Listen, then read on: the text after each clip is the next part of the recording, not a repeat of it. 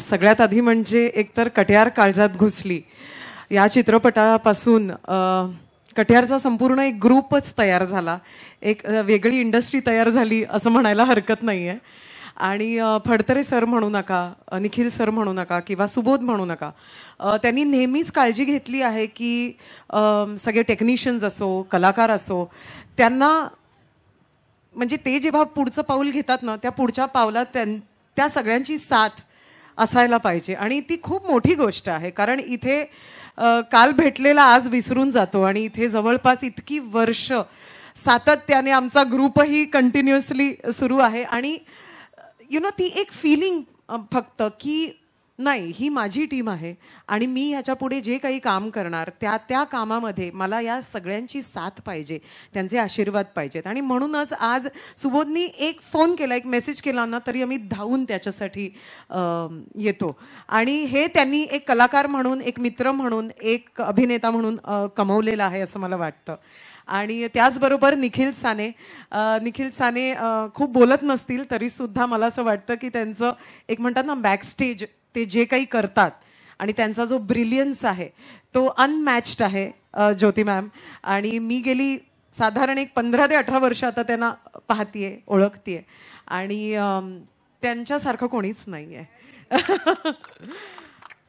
आणि सुबोधबद्दल मी बोलायचं म्हटलं तर खूप काही आहे बोलायला, पण खरोखरच सांगतेय की मला असं वाटतंय मी कट्यारचाच दुसरा भाग बघतेय की काय.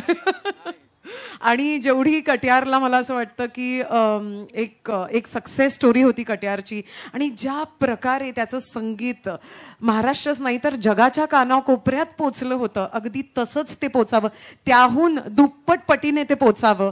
आणि माझ्या फक्त आणि फक्त शुभेच्छा आहेत.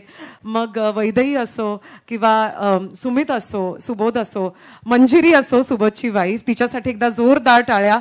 कारण खरोखरच मला असं वाटतं की सुबोधच्या मागे खूप खंबीरपणे ती उभी आहे आणि त्याच्यामुळे सुबोध इतकं सगळं वेगळं काहीतरी करू शकतो.